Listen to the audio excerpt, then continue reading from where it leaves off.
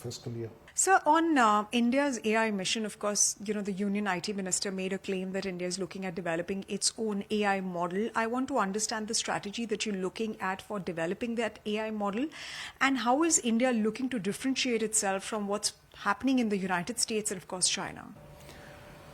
You see, India, there was an internal debate. I think all of you are well aware that there was a debate on whether India should focus on building a foundation model of its own, or whether it should just build applications on existing open source models and go ahead.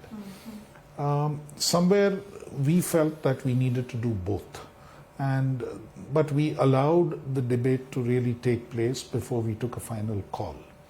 And I think we have been vindicated in the stand that we need to do both.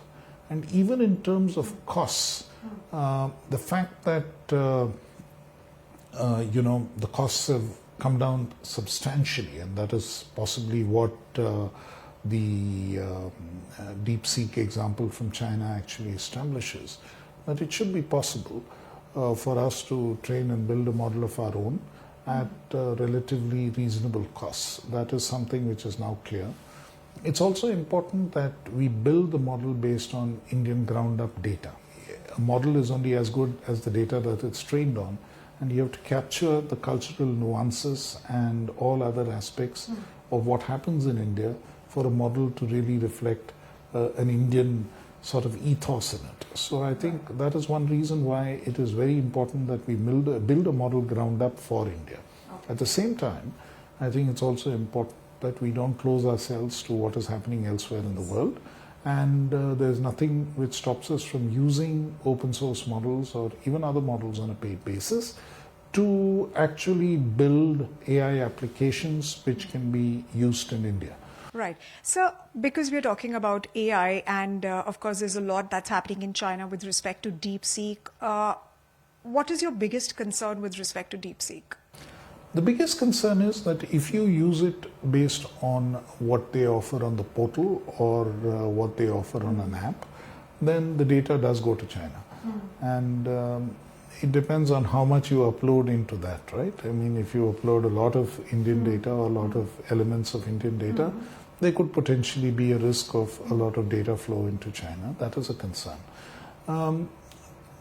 Now, on the other hand, if you host it in India, to some extent that risk is mitigated.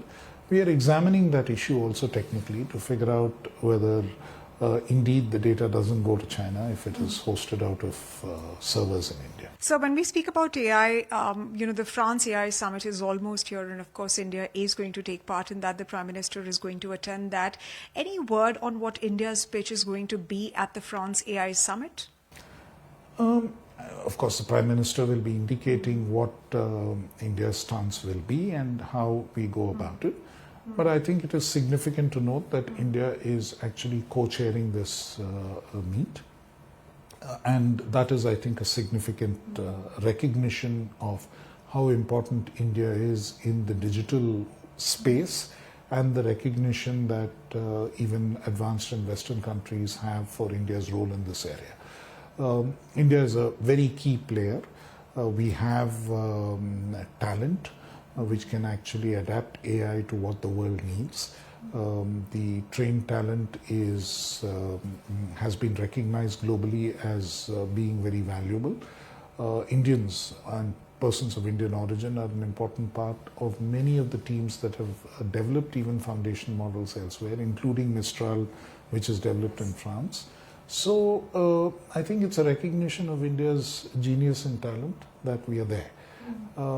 And we are part of how AI needs to be developed, how it needs to be regulated internationally, how the discussions have to happen on data flows, how discussions have to happen on talent flows, how discussions have to happen on the governance aspects. All of this, it's important that we are part of that debate.